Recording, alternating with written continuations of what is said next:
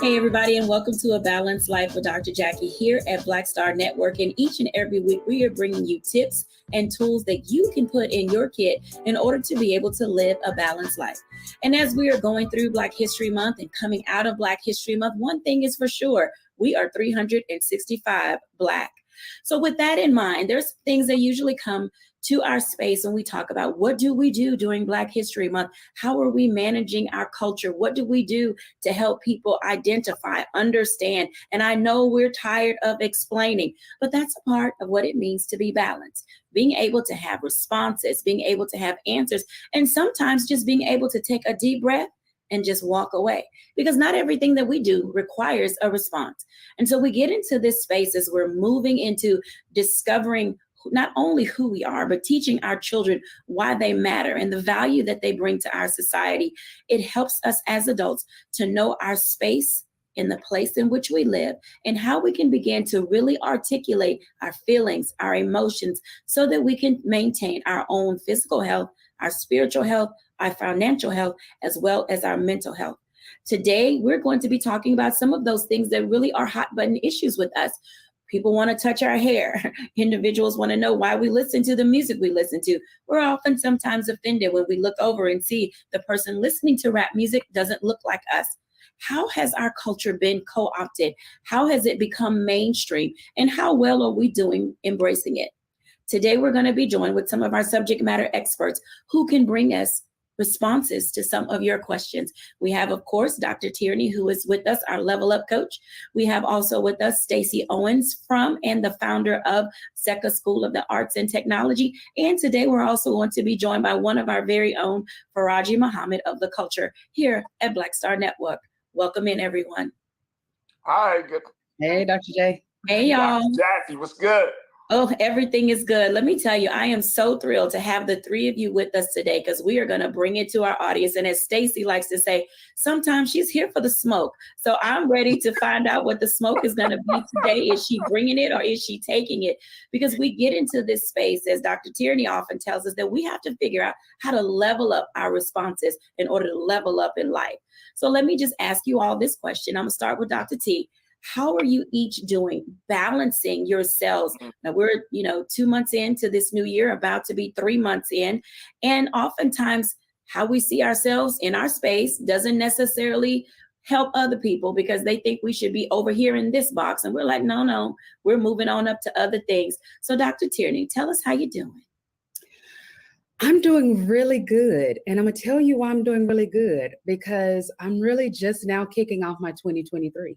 I know that sounds a bit like, wait a minute, ma'am, we are 2 months into 2023. But I put up a post not that long ago where I said sometimes a girl just needs to go home.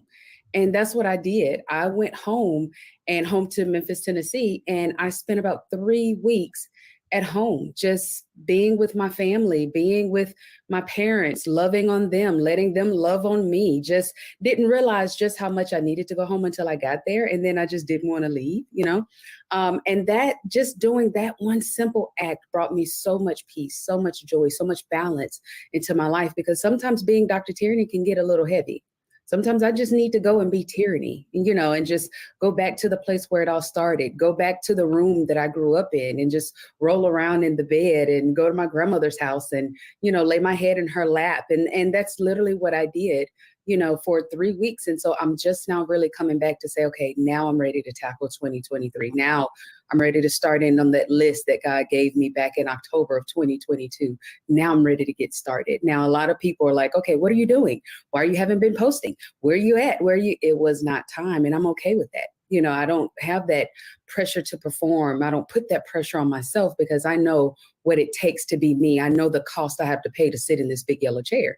So I had to take it home for a minute so that I can come out strong and doing what it is that I'm called to do. So I'm good. I'm well rested, bright eyed and bushy tailed and ready to rock and roll.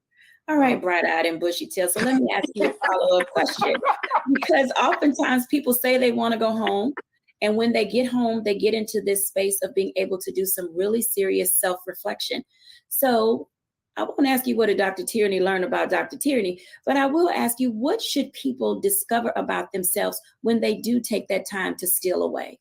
Absolutely. Absolutely. So for me, it was one of those things where when I went home, I was going back to kind of the environment that nurtured me, being born and bred in Memphis, Tennessee. There's a different kind of rhythm, that we have. I like to say I have barbecue sauce in my veins and just the blues and just the way that we move. And so I tell people that sometimes we have to go to that place where we were nurtured, that place where we started to become, not necessarily to go backwards, but to just remember, to remember the roots, that you come from, to remember, all of those things that really helped you to be who you are right now. Sometimes we can get into this space where we feel like we have to leave all of those things behind, when really those things are the ones that helped you to be where you are right now. Now, we may refine some things, we may add some things we may take out, but in going back to home, going back to your roots and realizing that these are the things, this is the foundation, these are the people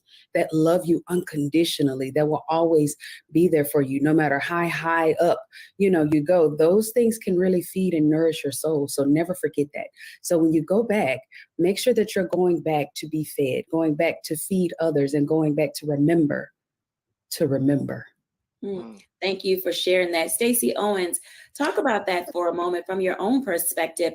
Where are you and how are you doing as you are rolling, 2-3 months into 2023? Well, for the last 30 seconds, I felt at peace because I was listening to her story. Come on. Right. I called your name too soon. Right. I needed a few more minutes, and I was zenning out just from, going back home with her and trying to get some of that barbecue sauce in my veins. But all is well. All is well. For me, for 2023, I jumped into some heavy projects like right out the gate, and so I think being that I'm going into March now, or in March now, the early part of March, I'm starting to see that maybe I need to start doing something to slow down, pull back, and just recenter myself. It's not that it's a bad thing. All is well. The projects are going well, but it's a lot. It's heavy. And so the first thing we have to do is have an awareness of ourselves. So I'm very in tune with my body. I'm very in tune with my mind. I'm very in tune with knowing when you're working on heaviness and when you're working on heavy projects, you have to know when your body says, slow down, stop, take a break, relax, enjoy the moment, enjoy the journey. You have to listen to that. So it's one part of my mind that's saying, no, I have to keep pushing forward because I have these deadlines I have to meet. But it's another sign that's saying, if I don't take care of myself, then I'm not going to be able to meet those deadlines anyway. So I'm becoming more balanced in knowing when to say when. So all is well over here. I think, as I progress and move forward next year, maybe I should start my January out like Dr. Tyranny, though. Right. Absolutely. We each have to find that space. Do we start in October getting ready for the new year, or do we wait until the new year to really settle into ourselves? Because each of us in that space are getting prepared to help other people live better lives. So Faraji is with us today. I'm so excited to talk to him. So Faraji, give us just a little bit about where you are right now, personally balancing things. And then at the top of the next block, we're going to just really dive in with Faraji Muhammad. Hey, Faraji. Absolutely. Hey, Doctor, I appreciate you so much. And big shout out to these dynamic sisters on the panel today, because I feel like this is therapy right now. For me, 2023 started in a very interesting space where, Almighty God just took away everything from 2022, literally, emotionally, mentally, physically.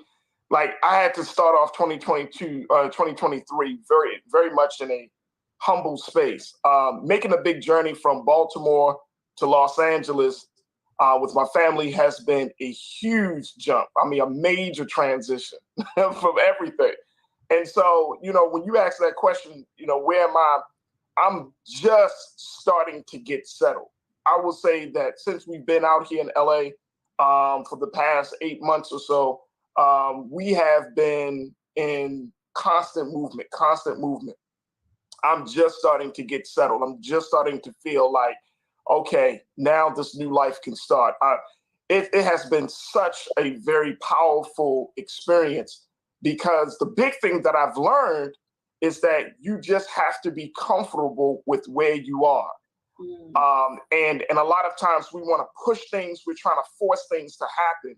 But, as my sister Stacy just mentioned, listening to my body, learning how to take cues from the body, not just from the mind, but from the body, to say, as I'm making decisions, as we're transitioning, as I'm moving around, what feels good? What sense do you get from this moment or from this situation?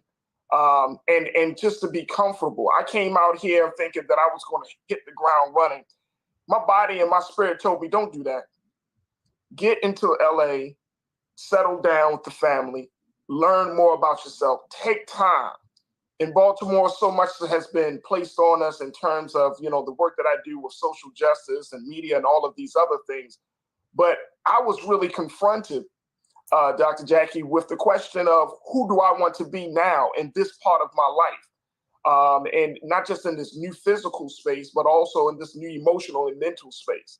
Mm-hmm. So I have been very, very, I think I've been very, merciful to myself to not allow stuff to just constantly be on go, where I can just, I'm constantly moving. I'm always busy. I hate telling people that now, like, I'm always busy.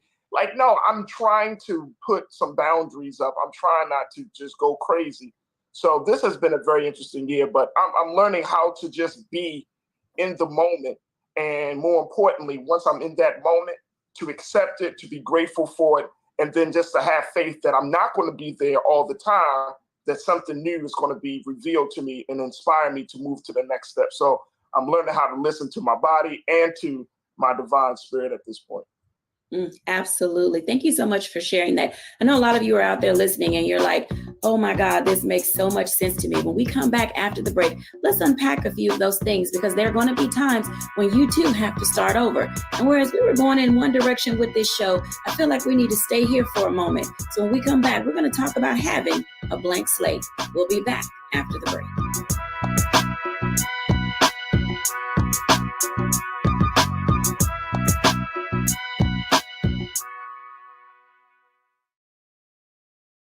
Folks, Black Star Network is here. Hold no punches. I'm real revolutionary right now. Support this man, Black Media. He makes sure that our stories are told.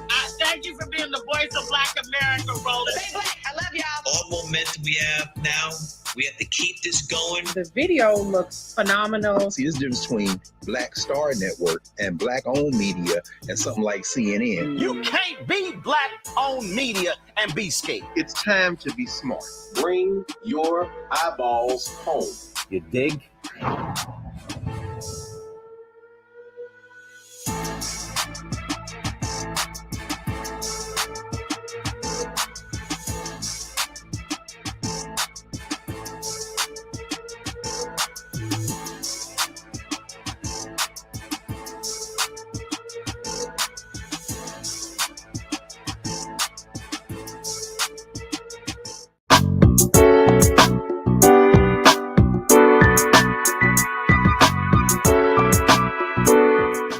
Welcome back, everyone, to A Balanced Life. And as you can tell, there are going to be times in your life where you're going to have to uproot. You're going to have to listen to yourself. Sometimes you're going to come out the gate running because there's so much you have to do.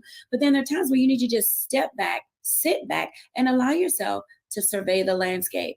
I want to bring Faraji Muhammad back in. I want to start with him because he brings up a very important point about what it means to listen to yourself.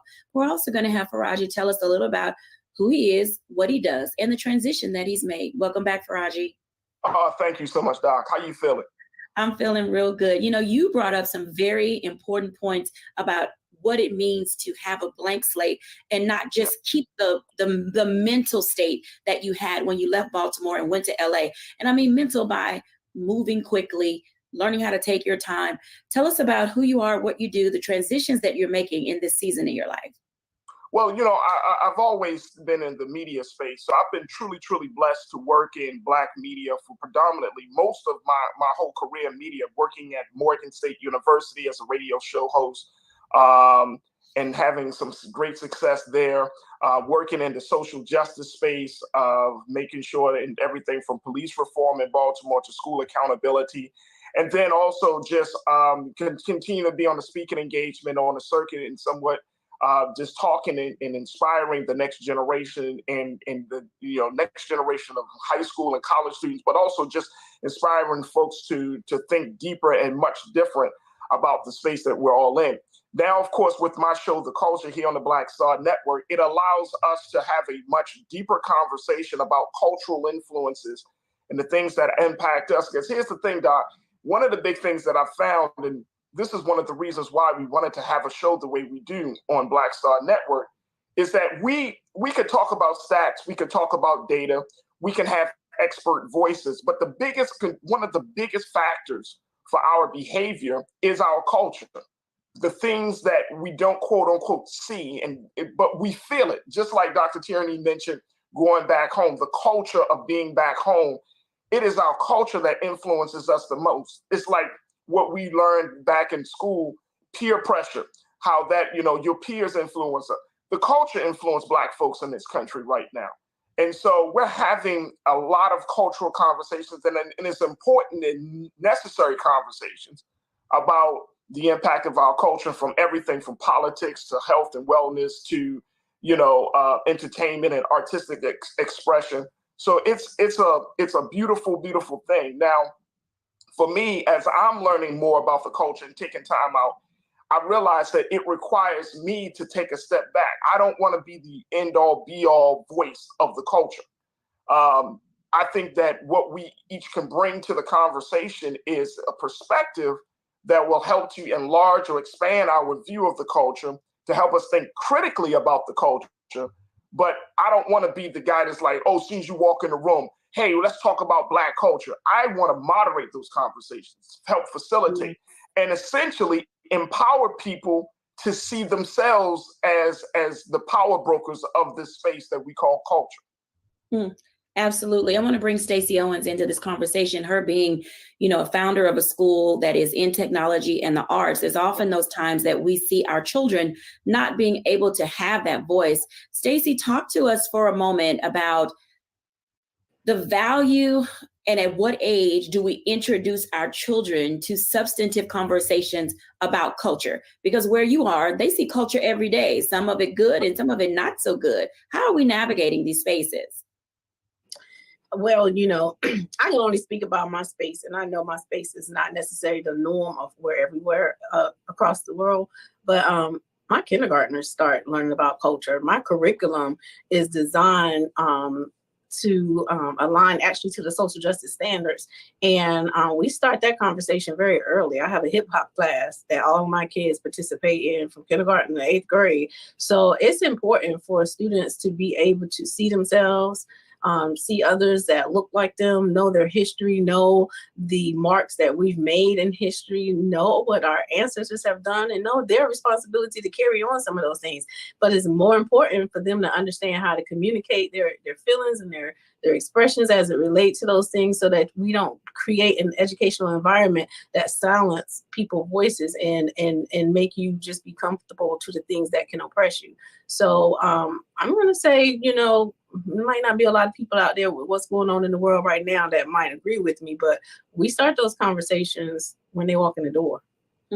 You bring up a valid point related to not necessarily just age, but also what it means where you are environmentally or your locale geographically, in the world, from where you are in Carolinas to where Faraji was in Baltimore to where he is in California now. There seems to be a common thread, though, that ties everything together. Faraji, talk to us about a common thread culturally and generationally that we can maybe latch onto that can help us have some of these cultural conversations. Well, I'm glad that you asked that question, because the big one that I often see, and I'm sure all of you sisters, y'all probably have noticed as well, it doesn't matter what city that you go in America, where Black folks live, and where folks that aren't Black live. And that's unfortunate. You know what I mean? That we can go into any major city. And as soon as as soon as we got to LA, it was like, oh, okay, so this is where Black folks are, right? This is where the culture is, whether you're talking about South LA, then, you go into East LA, that's where our Latino and Hispanic brothers and sisters are. You go into West LA, that's where, you see the celebrities and the affluent are, and so that's one of the things that struck me, is that there is such a huge disparity. The line is really, it's so blatantly clear. And I think that speaks volumes about where we are, that you can go from LA, you can go to Memphis, Chicago, you can go to DC, every major city in this country, you could tell this is where Black folks are, this is where other folks are. And I think we need to, kind of push back on that. And it has kept us, and this is what I've learned from being in Baltimore, you don't need to put up physical barriers. The barriers starts here. We set up our own barriers. Like, we come to a place, and Los Angeles only has about 8 to 9% Black folks in the city. It's declined greatly over these years. And when you get into the spaces, like when I tell people, oh, I live in LA, and they're like, oh, okay, so you live in South LA, you live in Inglewood, you live in Compton. And it's like, why do you have to live in those places if you're Black, right? There's this assumption that you just have to be in those spaces. And it's like, no, I don't live in those parts, actually. So it's like we put up these mental roadblocks on how far we're going to go. We put up these mental roadblocks of who we want to be and how we want to be seen in the world. And I think that's the big thing. I'm in my 40s, and at this point, I'm looking at Dr. Jacquie, where I'm asking, how can I redefine myself, right? And I think this is one of the biggest fears that so many of us have, is that, we think that once you get into a certain age bracket, like, start to settle down, that you don't just make a major move and uproot your family and move and all of those things. But this is life. That's the beauty of life, right? There is a point that you want to get settled down, but at the same time, you don't want to lose the drive and the fire to redefine who you are. And that's the fun part for me, that in the midst of all of this movement and transition, in the midst of all of these changes, I get to define what I want my next chapter to be. I ask the God to help me to manifest my best self in this new space. I get to redefine who I am. And I think that's one of the best expressions of leadership, when you can redefine who you are and not allow other forces to do it for you. So this is a great segue for me to bring in Dr. Tierney, because literally assimilation is difficult for many people. They feel the need to have to be who they are, where they are, and not necessarily take their authentic self with them because they haven't become who they're meant to be. Dr. Tierney, talk to us about that for a minute, because that dynamic in itself, I'm going to be a chameleon, but I'm never going to be me. Talk to us about that for a moment, and how do we move ourselves out of that space as we grow? Yeah, as Faraji was talking, I was over here just amening, like, yes, amen, yes. We're the ones that put these constraints on ourselves and compartmentalize who we are. I tell people all the time, I am 3 different people. I am Tierney, I am Dr. Tierney, and I'm Mrs. Hodges Murad. But at the core of all of it, I'm me.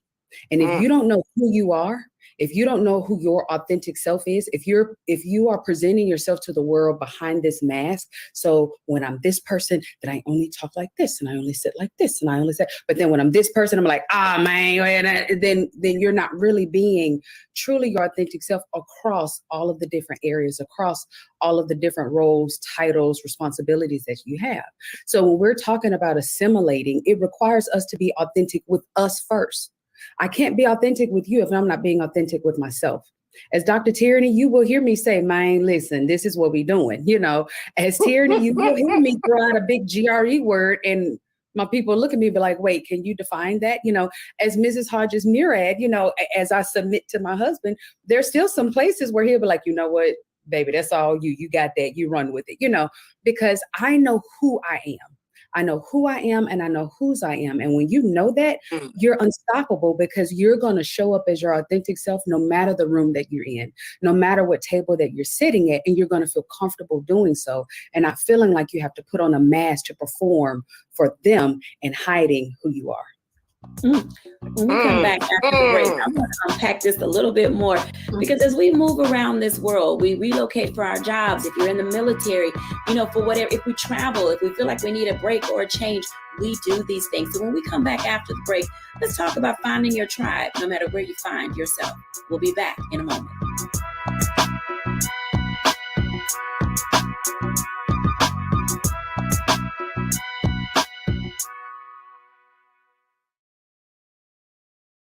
Don't you think it's time to get wealthy?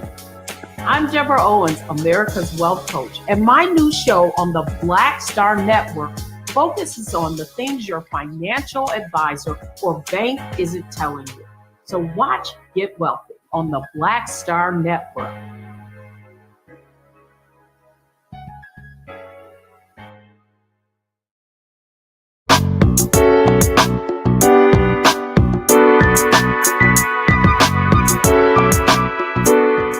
Welcome back, everyone, to A Balanced Life. And as you can tell, there is so much to unpack, but at the same time, we're really discovering who we are, and it's okay to just be you. Welcome back, everybody, because I want to talk about finding your tribe no matter where you are. And oftentimes that's not easy. I want to start with Stacey, because not only is she doing her thing with kids, but Stacey is a speaker. She travels a lot. She's in a variety of environments, and she deals with a lot of different people. Stacey, talk to us about what it means to just be you and find your people, whether it's around music, food, the culture in itself, or recreation and the arts. How do we really get to know who we are so we can just be our authentic self? I think a lot of that starts with just tapping from within and knowing what you're comfortable with doing. I know the things that bring me happiness, that brings me peace. So I try to, connect my emotions to it. If it makes me feel good, I'm going to do more of that. When I meet new people and bring people into my fold, if you're a person who is coming into my circle and you're helping to expand, I get a good vibe from you. We have similar thoughts. Similar dreams, similar whatever. We just have a connection with each other. Then I know that you can be part of my tribe. But if I have somebody that come in and you bring negative energy and you're always taking something from me, then I need to figure out what's your reason and your season so I can give you that and let you go on about your way. Because your tribe is going to be the one that embrace you, that holds you up, help you. That's going to just make you do everything that you're doing better. So I'm very careful with who I pick to be part of my tribe. And sometimes you don't even get to pick them. They just God sort of send them to you and they be all right. and you be like, all right, this is my tribe. I think with kids though, since I spend a lot of my time trying to teach kids how to just be acceptance of themselves and start learning who they are at an early age, is such a challenge for them, because it all starts with who influenced you. And so they have so many influences. They're influenced by what they see on TV. They're influenced by what they're seeing in their family structure. They're influenced by what they're seeing in the community and what they're exposed to. And with the population that I serve, they're not exposed to much. They don't have a lot of those opportunities to go out and see anything beyond what's in their immediate circle. So it sort of delays helping them to find out and figure out like who are you and what do you value within yourself, especially if you don't have anybody in your circle that's putting those words of affirmation in your head and telling you, you know, helping you to see what your greatness is. So it all starts with just loving you. Everything I feel in the world starts with love. I love that, because I think that's stated in such a way that it allows people to say, if I begin with loving me, then it will help me love other people better or differently. Faraji, talk to us about it. What say ye? You know what? It's powerful what Sister Stacy just mentioned, and what Dr. Tierney's just mentioned too, about showing up and being your authentic self. And there was something that I learned in my therapy session, right? My therapist told me at the beginning of the therapy process, she said, Faraji, one of the things that I want to do is to try to take you from being a compartmentalized individual and integrating all of those elements of yourself into one person. And I think this is where culture plays a huge role, right? Because culture compartmentalizes us. Culture compartmentalizes us in the way we look. It compartmentalizes in where we live. It compartmentalizes us on our skin or our identity. So it breaks us up into parts where we're not really fully embracing who we are, right? That we're not satisfied about the person that we are. And so we go through the social media space, we go into these conversations, and we're like broken people in so many different ways, right? We're not healed whole people. And so I think it's important for us to take a look at, you know, the impact of that. The other point that Sister Stacy made was so important is that, you know, you get a sense of, like she said, catch a vibe on who's in your life. Well, here's the other thing about that. If you aren't whole, if you aren't healed, then that means that people can still attract a certain element of you, but they may not be good for you. You see what I'm saying? And see, that's a very hard place to be, because you're like, but this person, I'm around them, they make me feel this way, or are they adding this? And when you sit back, and I'm saying, when you sit back and look at somebody and say, oh, does this person really help me? That they help to empower me? And even in that, you know, it becomes almost a transactional type of relationship. Like, I get from you what you get from me. That's the space that we find our culture in. But if you look back and say, okay, is this person only attracting a small element of, for example, if Dr. Stacy is, oh, this person only attracts the Dr. Stacy in me, not the other parts of me. Can they be a part of your tribe? And I think that's the question, is like, you want people to be in your tribe that I think that accepts the whole person, right? Not just your different sides of you, right? Because when you're talking about creating a tribe, you're talking about a friendship. You're talking about relationships that are going to stand the test of time and that's going to weather the storms of life.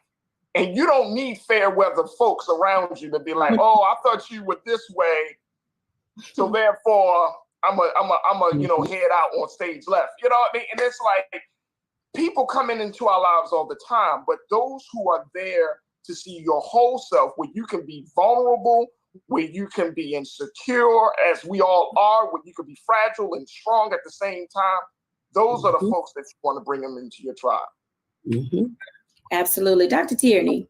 And I'm going to pick up right where my brother just left off and put that the onus is on you. The responsibility of that is on you. So if I'm walking around putting on this mask, putting on this front, putting on this performance, and presenting a representative of who I want you to think that I am, then the people that you attract will be attracted to that mask, to that persona. And when that persona is heavy and you let it slip a little bit, and then another piece of you pop out, and they go, oh, wait a minute, I didn't know you. We can't get mad at them for deciding to exit stage left. We're the ones that they're listening for us based on this false, phony perception that we wanted them to have of us. So the responsibility when we're talking about your tribe, birds of a feather flock together, you need to check your own feathers. You need to decide what feathers do I have? What feathers do I want to peacock around? What feathers, are truly authentically me? And then let the people that share those feathers, that like your feathers, that will celebrate your feathers, let them come to you. And this isn't just in personal, this is also in business. I tell people all the time, I am the best coach on this side of glory, but I am not the coach for everybody. And that's okay.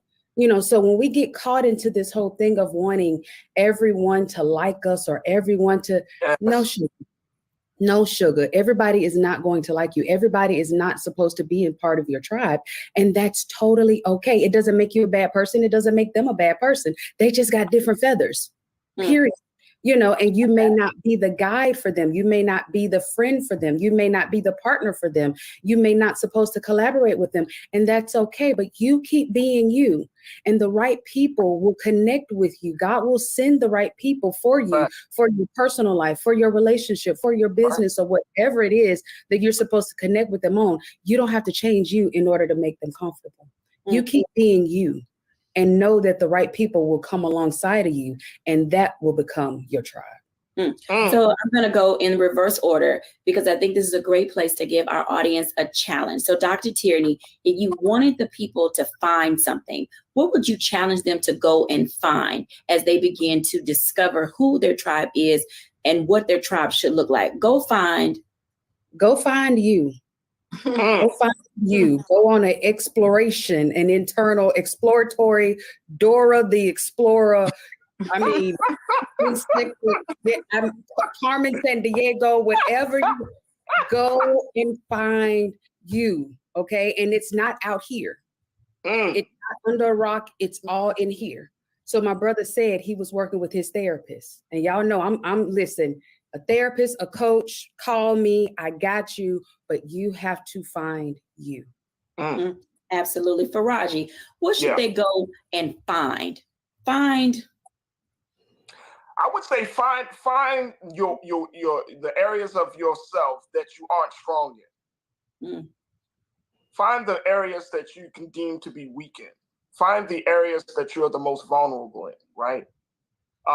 And because I think everything, again, in our culture, we love to talk about our strengths, what you think you bring to somebody's life, what you bring to a position, and all of those things. But we don't spend enough time focusing on the other things, right? The things that we really need to improve upon about, being good human beings, character development, right?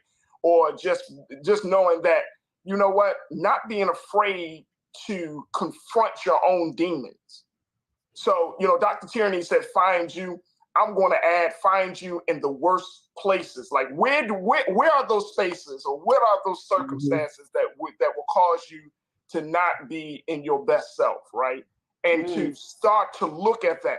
I think that if we do a deep dive into, those things, our own shortcomings, I think we will be much better, because in that deep dive, hopefully you start to gain some understanding, not just for you, but for other people's pain.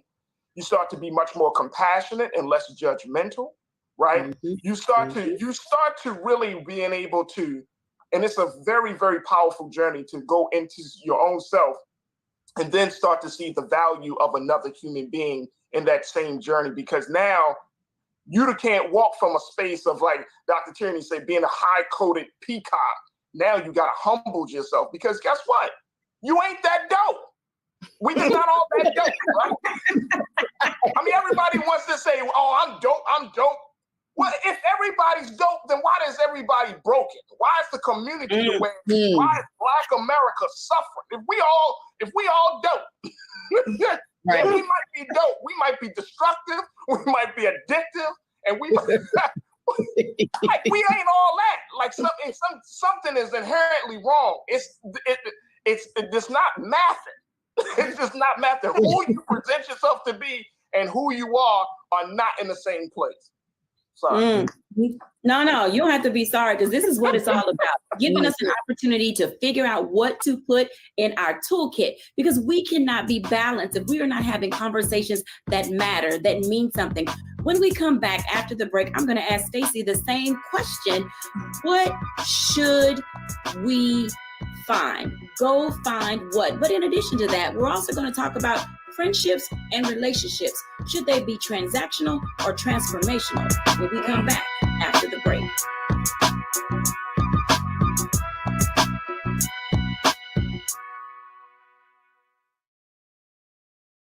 Hatred on the streets, a horrific scene, a white nationalist rally that descended into deadly violence.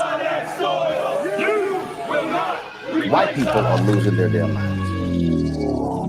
An angry pro-Trump mob storms the U.S. Capitol. We're about to see the rise of what I call white minority resistance. We have seen white folks in this country who simply cannot tolerate Black folks voting. I think what we're seeing is the inevitable result of violent denial. This is part of American history. Every time that people of color have made progress, whether real or symbolic, there has been what Carol Anderson at Emory University calls white rage as a backlash. This is the rise of the Proud Boys and the Boogaloo Boys. America, there's going to be more of this. There's all the Proud Boys, guys. This country is getting increasingly racist in its behaviors and its attitudes because of the fear of white people. The fear that they're taking our jobs, they're taking our resources, they're taking our women. This is white fear.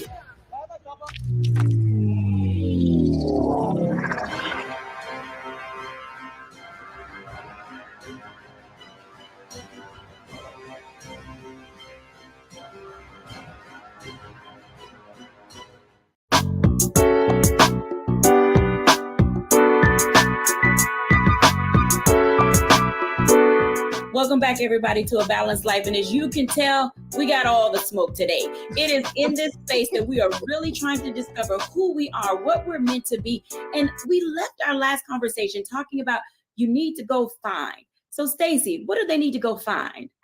Truth. Come on, Stacey. The only way you're going to find out about yourself when you start doing like Dr. Tyranny said, looking inside to find out about yourself. Right. You do what my brother said. Go into those dark places about yourself. Don't become delusional. The truth, because it will not work until you can be honest with yourself and find the spaces that you need to help hold yourself accountable for and figure out what's going on with that. And now you can flush it out so that you can find better. All right, so I want to stick with Stacey for a moment, because a part of that being able to find better, to live in your truth, to walk in your truth, whatever that truth may be, there are people who are in our spaces. Listen well, everybody. There are people in our spaces who are keeping us from being balanced. They don't empower us. They enable us. While at the same time, some of our friendships and relationship, friend, family, or coworker, has to also deal with whether they're transactional or are they transformational. Now, Stacey, you work with individuals in your school where you see the whole employee. You're not just looking at what they bring to the classroom. Talk to us about the difference between transactional relationships, what I can get from you, and the transformational ones of what we can do together to bring wholeness to a space. The transformational relationships, those are the ones that are worthy and last, and you get the best results from, because you're transforming, you're changing, you're growing, you're improving, and we're doing it together as a unit. When I find that I have staff that's transactional, usually they're not going to work well with me too long, because it's going to be something that if you came to take something, once you get that, you're no longer giving. So what are you giving to my babies? How are you transforming the lives of the children that we're serving if you're only in a space where you only can be, in a place of taking or looking for what's going to benefit you? So you got to come into this space really being able to say, how can we improve and grow together? How can we make this thing better for everybody? Those kind of people, keep them in your life. I like that. Faraji, let's talk about that, because, you are culture. You're telling us about all the things that we do right, that we do well, but there's sometimes we need to look introspectively and see ourselves. How does that transactional friendship versus the transformational friendship help or hinder us in our growth, becoming better humans? Transactional relationships come out of the very politics and foundation of this country, which is capitalism. Everyone is a come up, right? Either you are come up or you are hold back, and it's like we go into relationships now looking for a transaction. I mean, simply, we could talk about male-female relationships in the Black community. The dominating message in hip hop for a woman is, girl, get that money from that dude, right? Just throw it on him sexually and then get the money and get out of and then roll out. For man, it's the opposite. Get the sex, but throw the money first, right? And it becomes this, I mean, if you really think about it, it's so destructive because it breaks down everything that we have traditionally and have been taught about relationships and in terms of love and trust and all of those wonderful things. Very transactional. The impact of that is that you're not able to truly connect. So you have a culture, there are a number of studies that are coming out. Millennials don't want to get married. Millennials don't want to, are actually having less sex, right? There are more same-sex relationships because women are becoming more and more disgruntled about the state of Black men and state of men in general. So there are more same-sex relationships, especially for women. So you're seeing all of these things that are happening because relationships are not fulfilling. When you're talking about having transformational relationships, I mean, we probably have to go back, as Sister Stacy and Dr. Tierney, y'all both are talking about, going back to the beginning, right? Like remember when we were in grade school, elementary school, when we say, okay, that's my friend. What did they do? They made you feel good about yourself. You felt like you could confide in that person. You know, you felt like you had a partner to go through the day with and all of those things. It's not shaping up to be those things nowadays. So you're talking about transformational. You're talking about two people, and I'm not saying in an intimate relationship, even in just in a basic friendship, even in your friendships, there has to be a desire to want to grow and evolve, right? So if your friends are not excited about your growth and evolution, then you might need to check your relationship with them, right? Because if your friends constantly remind you of the past, constantly remind you of who you used to be and what y'all used to do, I mean, that means that person is not growing. And so the transformational relationships requires growth. It requires an assessment. It requires us to make some hard choices about the people that we're around. But it requires us to do something, to take action. And I think that's the big part of this, right? Relationships require action. They don't grow by themselves. They're like children in a sense, right? You know, when I tell people I have, you know, I say, kind of joke around and say, yeah, I got 3 children. I got a son and a daughter, and then I got my relationship, right, with my wife. So it's like there is this constant requirement, this cultivation of this interaction, this experience that I'm sharing with this other human being. And guess what? No one else can speak on that. How your relationship is how you're really.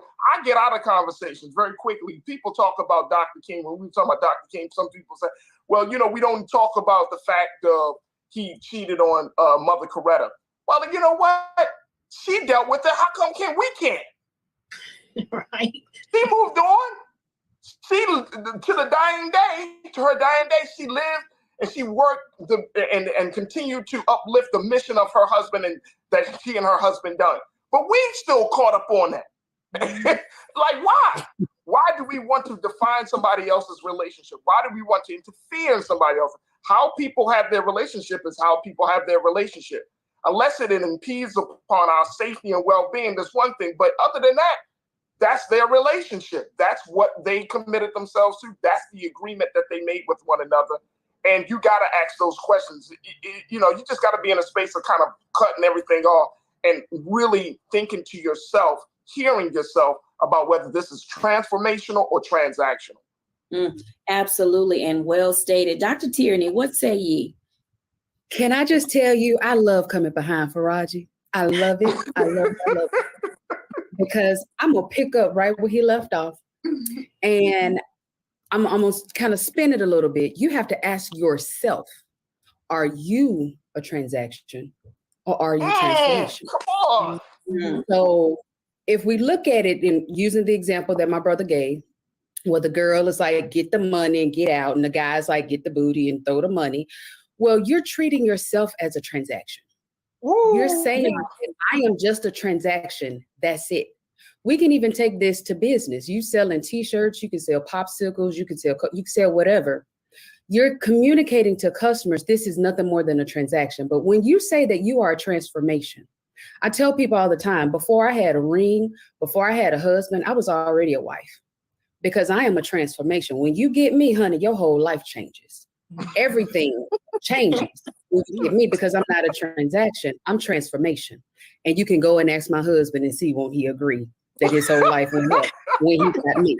But that's because that's how I saw myself in my business. You can ask my clients. I don't treat them as a transaction, because this is transformation. Their whole life is changing. And at the same time, they're actually changing my life, because this is a transformation that's happening. So when you see yourself as a transaction, then yeah, you're going to enter relationships, romantic or otherwise, business or otherwise, as a transaction, and then be surprised when all you get is a little quid pro quo at the end of the day. But when you see yourself as a transformation, then that changes everything. That changes the culture that's around you, which then impacts the culture around the relationships that you have, the interactions that you have, and ultimately the overall satisfaction that you feel at the end of the day. I like that. So we're going to wrap up this block, but I want you all to talk to our audience. Give one or two things that people should release. We've talked a lot about balance, how to move forward, how to get your tribe together. But in this process, there's some habits that we keep bringing on with us from season to season to season to season, and we keep getting the same result. So, Stacey, what is it that people should release? Release some forgiveness to anything or anybody that has impaired you from being able to move on with yourself. I love that. Faraji. Man, she took my words, Sister Stacey. Dang, God. No, I was going to say, just release the pain. Make an intentional effort to release your pain, because so many of us, and it's the funny thing about pain is like we don't want it, but we definitely hold on to it when it benefits us. And so, you gotta get out of pain. You gotta make the decision. Sometimes pain can be a leverage in some relationships, right? That you hold over on somebody, or pain can be used as a way to get what you want from somebody. So it's you got to release this pain, and you have to be very intentional about saying, you know what, I'm going to let this go, and not weaponize the pain, not continue to put myself in a space where I continue to be hurt, or I'm start to hurt other people, because that is the old saying says, hurt people, and we just got to stop hurting each other at this point. I'm gonna go back to Stacey for a second, because I feel like forgiveness might be a sticking point for people, because they say they want it, but then they don't want to give it, and then sometimes they don't want to receive it. Stacey, I'm gonna back up to you. Add a little something to releasing forgiveness. Well, it goes back to the pain. Just like my brother just said, if it's something that you have within you, or somebody that you feel has done something wrong to you and you're holding on to that, the only way you can release your pain is by forgiving whatever that's giving you the pain. So the forgiveness is not about the other person. It's about you. You can't move on until you let it go. So release that forgiveness out into the world to whatever it is that's bringing you your pain, your unhappiness, your negative thought pattern, your whatever, because you can't clear that so that you can move on and get to that love and light. So you got to forgive first. I like that. Dr. Tierney. Stacey just said it, patterns. Release those broken patterns, habits that's not working. We've been duct taping so much for so long, just because that's the way we always did it. This is just how I am. That's how my mama did it. Well, did it work then? No, it ain't working now. Stop trying to find these workarounds for all of this dysfunction that we have and all this broken pattern. Actually do the work to actually fix it. Call in the professionals, call in the experts, to tell you what you don't know, so that you can actually have some patterns and some habits that work, that you can then pass down for the generations to come, that will ultimately change the whole culture. Can I add something to that, Dr. Jacquie? Go right ahead. Come on. Just very quickly, what Sister Dr. Tierney said was so important.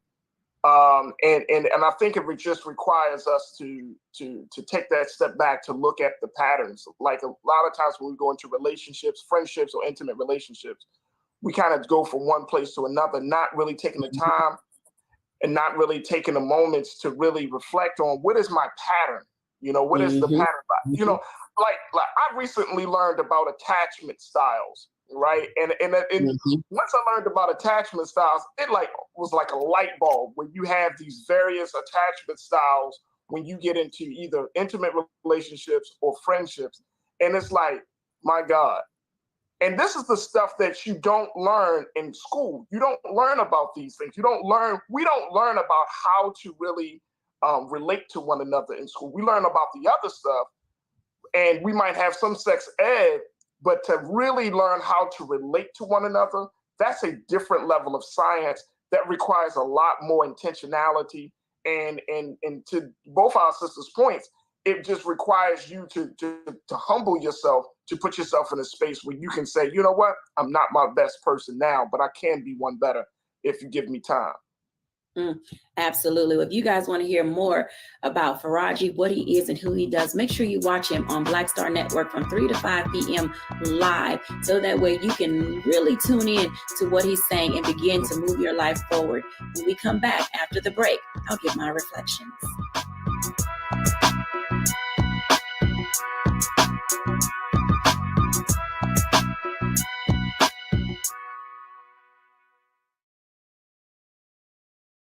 When you talk about blackness and what happens in Black culture, we're about covering these things that matter to us, speaking to our issues and concerns. This is a genuine people-powered movement. A lot of stuff that we're not getting, you get it, and you spread the word. We wish to plead our own cause. Too long have others spoken for us. We cannot tell our own story if we can't pay for it. This is about covering us. Invest in Black-owned media. Your dollars matter. We don't have to keep asking them to cover our stuff. So please support us in what we do, folks. We want to hit 2,000 people, $50 this month, raise $100,000. We're behind 100,000, so we want to hit that. Y'all money makes this possible. Check some money orders. Go to P.O. Box 57196, Washington, D.C. 20037-0196. The Cash App is $RM Unfiltered. PayPal is R Martin Unfiltered. Venmo is RM Unfiltered. Zelle is Roland at RolandSMartin.com.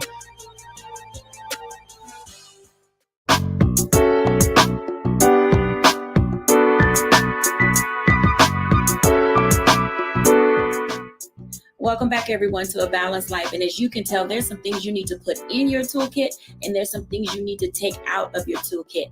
Go out and find yourself, find your truth, find the love that relates to you the most, and be your authentic self. But while at the same time, it may be important, if you're going to balance your life, to release yourself, release the pain, release the fear, release your patterns, release the unforgiveness. This will allow you then to clear a pathway for those things that are meant to come your way. So many of us, from the COVID pandemic to pain in our life, to the environments that we lived in, have been living in this state of flux. We've been living in this space where we were able to just do what we want, be what we want, say what we want. But now it comes around full circle, where we have to be able to say that who I was then and how I was living may not be the way I need to continue living in order to live a life of betterment. I hope that we have said something today that has allowed you to really embrace all of who you are, discover what it means to be your true, authentic self. Thank you for watching A Balanced Life here on Black Star Network. Bye now.